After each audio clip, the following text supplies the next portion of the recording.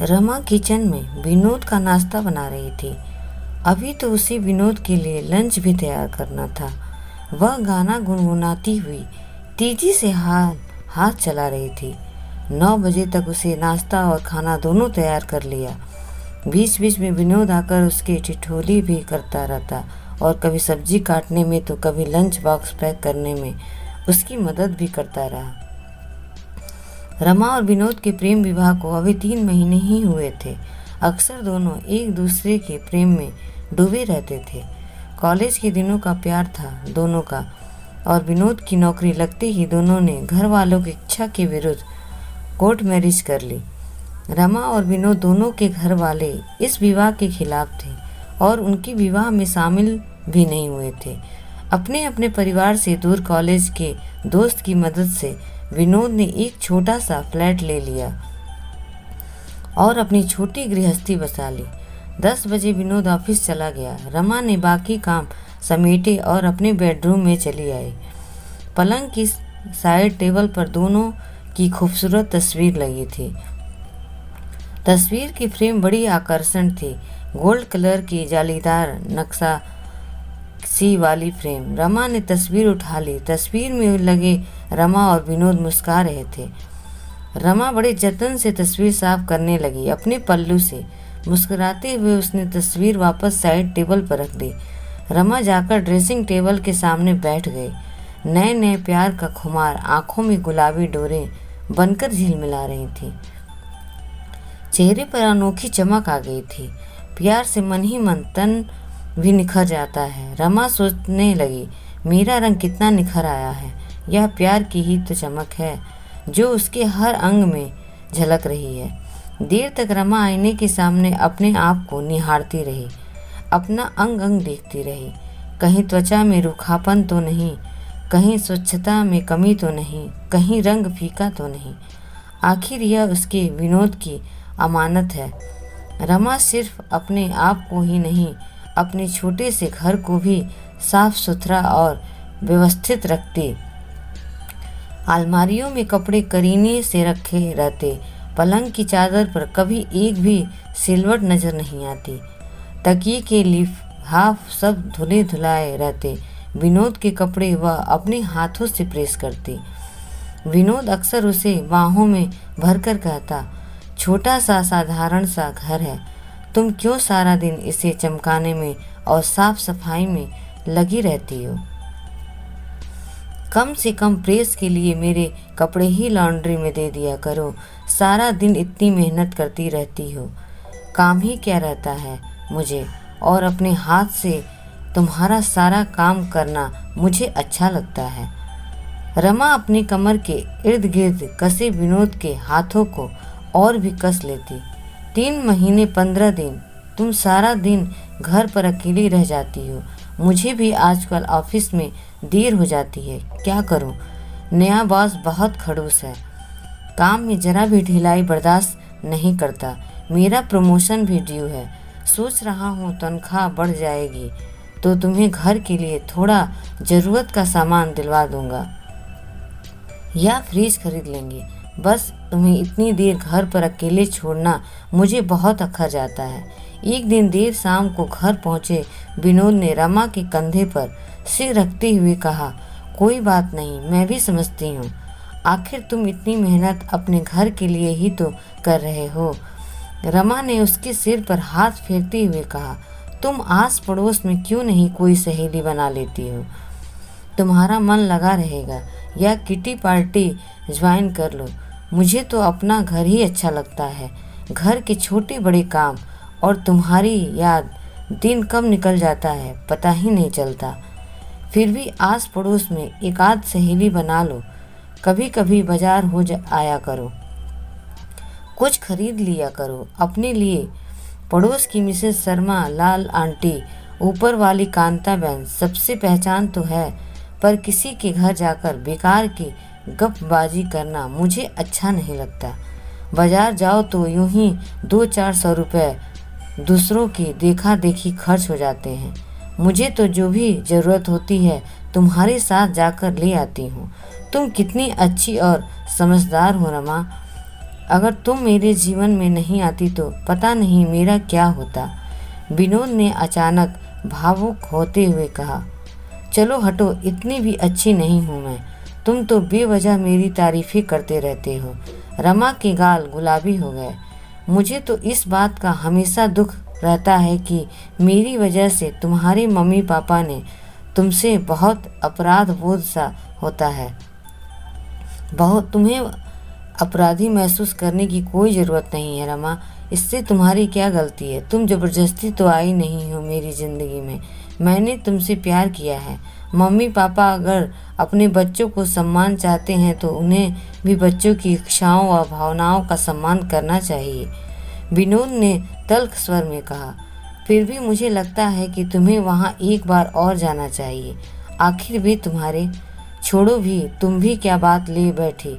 मैं उस घर में तभी पैर रखूँगा जब वे तुम्हें अपना लेंगे और खुद आकर तुम्हें उस घर में ले चलेंगे।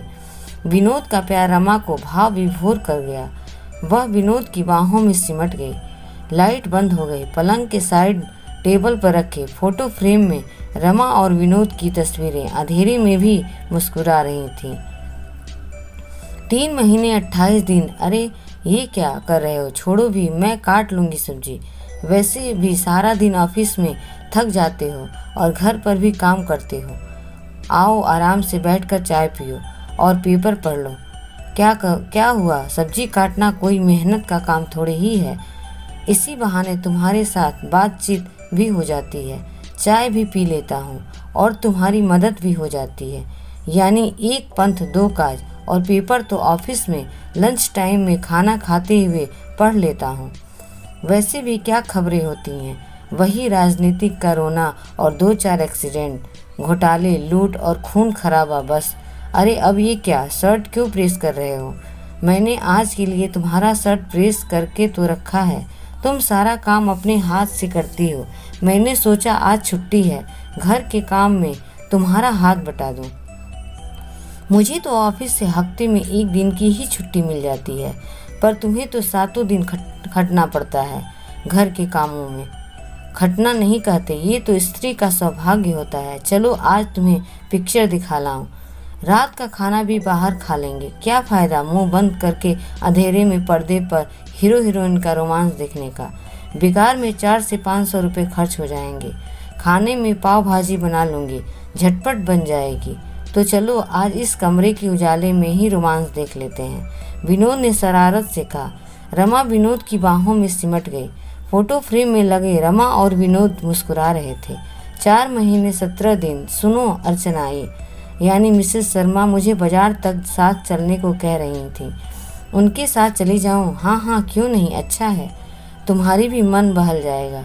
मैं तो कब से तुमसे कह रहा था कि जरा सहेली बना लो, घूम फिर आया करो। यह लो पैसे, जाओ तुम भी कुछ ले आना। नहीं नहीं, मुझे कुछ नहीं चाहिए। नहीं, तुम भी अपने लिए कुछ ले लेना। विनोद ने जबरदस्ती 500 रुपये रमा के हाथों में थमा दिए।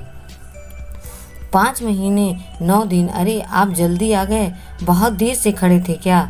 बस 2 मिनट पहले ही आया हूँ। सॉरी, आज 4थी मंजिल वाली मंजित के यहाँ किटी पार्टी थी। वो बहुत जिद करके अपने साथ ले गई। कब से आने को कह रही थी, पर वो आने के नहीं दे रही थी। रमा ने ताला खोलते हुए कहा। अरे वाह, तुम किटी में भी गई थी, मुझे बहुत अच्छा लगा। चलो इसी खुशी में तुम्हें डिनर पर ले चलता हूँ। विनोद ने रमा की कमर में हाथ डालकर चहकते हुए कहा। आप चाय पीजिए, मैं फटाफट खाना बनाती हूँ। आटा गूंथ कर और सब्जी सलाद काट कर ही गई थी वहाँ। आधे घंटे में खाना बन जाएगा, फिर जाकर गैलरी में बैठेंगे। आज पूर्णिमा की रात है। वाह, हनी और मून दोनों साथ, यानी हनीमून। रात देर तक फोटो फ्रेम की तस्वीरें पूरे चांद की रोशनी में नहाकर झिलमिलाती रही। 6 महीने। सुनो, आज मैं नलिनी के साथ बाजार जा रही हूँ, कुछ पैसे दे दो। 6 महीने 13 दिन। आधे घंटे से दरवाजे पे खड़ा हूँ। कहाँ गई थी? आज रचना की यहाँ किटी पार्टी थी। अच्छा चलो जल्दी से खाना बनाओ। आज मैंने लंच भी नहीं किया, फुर्सत ही नहीं मिली। आज तो मैंने कोई तैयारी भी नहीं की। दोपहर को ही रचना की मदद करने चली गई थी। चलो ना, आज डिनर करने बाहर चलते हैं। ठीक है। 6 महीने 26 दिन।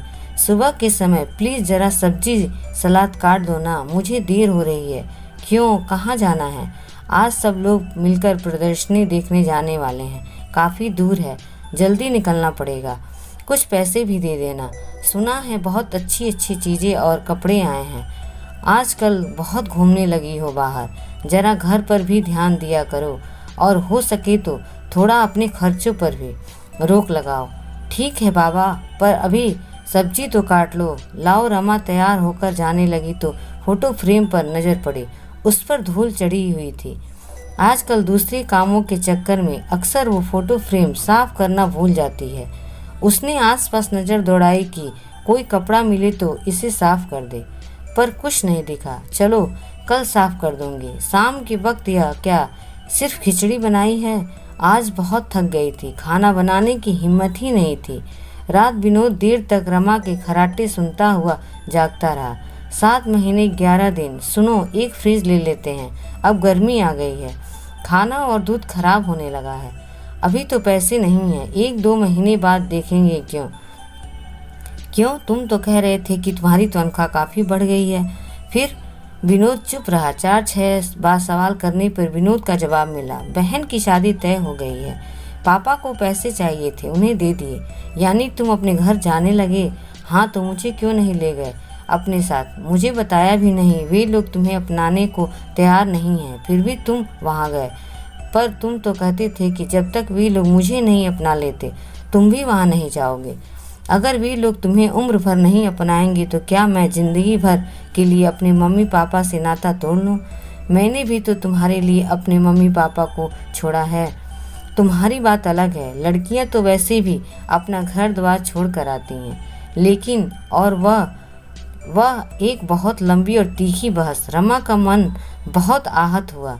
पुरुष की भी कैसी मानसिकता है, जब तक स्त्री उसके प्यार को स्वीकार नहीं कर लेती उसके कदमों पर झुकते रहते हैं। जैसे स्त्री पुरुष के प्यार को स्वीकार कर लेती है उसे अपने पैरों तले दबाए रखने की प्रवृत्ति पनप जाती है पुरुष में। छी छी, रमा का विनोद अति साधारण बल्कि आदमी प्रवृत्ति का था। रूढ़िवादी स्त्री को पैरों तले रखने वाली मानसिकता वाला। देर तक रमा अपने आहत हृदय की सिसकियाँ सुनती रही। यह तो पहली चोट है, पता नहीं पुरुष मानसिकता के अभी कितनी रंग दिखाई देने बाकी हैं। विनोद के स्वभाव में 7 महीने 27 दिन पिछले दिनों के घावों पर आंसुओं के मरहम लगा लगा कर काफ़ी हद तक उन्हें भर लिया था। रमा ने घर का पिछले 3 दिनों से चला आ रहा तनावपूर्ण माहौल काफ़ी सामान्य बना लिया था। उसने रात बड़ी देर तक जागते रहने के बाद उसने अंतिम सुलह का प्रयास करने का निश्चय किया। विनोद की तरफ करवट करके उसने धीरे से उसकी पीठ पर हाथ रखा। पलटकर विनोद ने उसे अपनी बाहों में भर लिया। बाकी के गिले शिकवे रात की खामोशी में दोनों की गर्म सांसों ने माफ कर दिए। धूल की एक परत चढ़ी होने पर भी फोटो फ्रेम में जड़े रमा और विनोद ही की मुस्कुराहटें साफ दिख रही थीं। 8 महीने 7 दिन। क्या तुम जब तक दूसरों के यहाँ जा जाकर बैठी रहती हो? घंटे भर से दरवाजे पर खड़ा हूँ, जरा वक्त का ध्यान रखा करो। ऑफिस से थके हारे आओ और दरवाजे पर खड़े रहकर रानी साहिबा की राह देखते रहो। तो मुझे क्या पता था कि तुम आज जल्दी आ जाओगे। रोज तो 9-9 बजे तक आते हो, फिर भी तुम्हें शाम से ही घर पर रहना चाहिए। मैं कभी भी आऊँ। रचना के पति टूर पर गए थे, वह अकेली थी और मैं भी, इसीलिए उसके पास बैठी थी। यहाँ दिन भर अकेले पड़े रहो और रात को भी आधी रात में आते हैं। कितना अकेलापन सहूँ मैं भी। रात में आता हूँ तो मेहनत करके ही आता हूँ, कोई फिल्म देखकर या दोस्तों से गप्पे लड़ाकर नहीं आता। मैं मेहनत भी तो घर के लिए ही कर रहा हूँ ना। पता है तुम किनके लिए मेहनत कर रहे हो? अकेलापन सहूँ मैं और पैसा जाए तुम्हारी मम्मी पापा की जेब में और मैं मुफ्त का रौब बर्दाश्त करूँ। रात खिचड़ी खाए जाने का इंतजार करते हुए प्लेटफार्म पर कुकर में ही रखी रह गई। 9 महीने 9 दिन। सुनो प्लीज़, ज़रा आटा गूँथ दो ना, मेरा हाथ बहुत ज़्यादा दर्द कर रहा है। पता नहीं क्या हो गया है। बाम लगे हाथ पर कसकर कपड़ा बांधे रमा ने विनोद से विनती की, तुम्हें तो आजकल जब देखो तब कुछ न कुछ होते ही रहता है। मत बनाओ खाना, मैं ऑफिस कैंटीन में ही कुछ खा लूँगा। विनोद टॉवल उठाकर नहाने चला गया। रमा की आंखों से आंसू निकल पड़े। विनोद कैंटीन में खा लेगा, लेकिन रमा विनोद के ऑफिस जाने के बाद रमा एक पेन किलर दवा लेकर पलंग पर लेटी तो साइड टेबल पर रखी फोटो फ्रेम पर नजर पड़ी। नक्शा सीधा फ्रेम के ऊपर धूल तो चढ़ी ही रहती थी, साथ ही एक कोने में छोटी सी मकड़ी जाला भी बुन रही थी। जब रिश्तों में तनाव पैदा होने लगता है तो तस्वीरों पर भी धूल चढ़ने लगती है। रमा ने तस्वीर की ओर पीठ कर ली और सो गई। रात को विनोद को एहसास हुआ कि उसने रमा के साथ अनुचित व्यवहार किया है। उसने रमा की पीठ पर हाथ रखा। रमा ने उसका हाथ झटक दिया। 11 महीने 21 दिन, पिछले 1.5 महीने में बहुत कुछ हो गया। विनोद की बहन की शादी हो गई जिसमें रमा शामिल नहीं हुई। रमा ने भी अपने मम्मी पापा के घर आना जाना शुरू कर दिया, जिस पर रमा विनोद में जमकर बहस हुई। रमा के मम्मी पापा विनोद को भी दामाद के रूप में स्वीकार करने को तैयार हो गए, लेकिन रमा का अहम आड़े आ गया। विनोद के मम्मी पापा के यहाँ वह स्वीकार नहीं की गई तो उसके मम्मी पापा के यहाँ विनोद को भी आने की इजाज़त नहीं। रमा के मम्मी पापा विनोद के घर वालों की तुलना में सुलझे हुए थे। उन्होंने रमा को बहुत समझाया पर वह अपनी जिद पर अड़ी रही। विनोद के दोस्तों से रमा को खबर मिली कि विनोद का अधिकांश पैसा उसके घर वालों की इच्छाओं और सुविधाओं की भेंट चढ़ रहा है। विनोद ने घर वालों की इच्छा के विरुद्ध अपनी पसंद की लड़की से शादी करके उनकी उम्मीदों को जो चोट पहुंचाई थी, अब उसकी भरपाई उन पर पैसा खर्च करके करना चाह रहा था। दोस्तों के बहुत समझाने पर वह रमा के लिए एक छोटा सा फ्रिज ले आया। मम्मी पापा भाई बहन पर खर्च करना अलबत्ता बदस्तूरी जारी है। पैसे की चमक शायद उसकी गलती की खालिक को पोंछ दे। रमा को बाजार प्रदर्शनी के नाम पर पैसा मिलना बंद हो गया। 11 महीने 29 दिन खिड़की से आती पूरे चांद की रोशनी कमरे में पसरती हुई थी। पलंग पर रमा और विनोद एक दूसरे की ओर पीठ करके सो रहे थे। पलंग के साइड टेबल पर रखी फोटो फ्रेम पर मकड़ी अपना जाला बुनकर उसमें आराम से रहने लगी थी। फ्रेम में जड़ी तस्वीर में रमा और विनोद अपने ऊपर ढेर सारी धूल चढ़ी होने के बावजूद अब तक मुस्कुरा रहे थे। अगर कहानी पसंद आई हो तो प्लीज़ लाइक एंड सब्सक्राइब ज़रूर करें। धन्यवाद।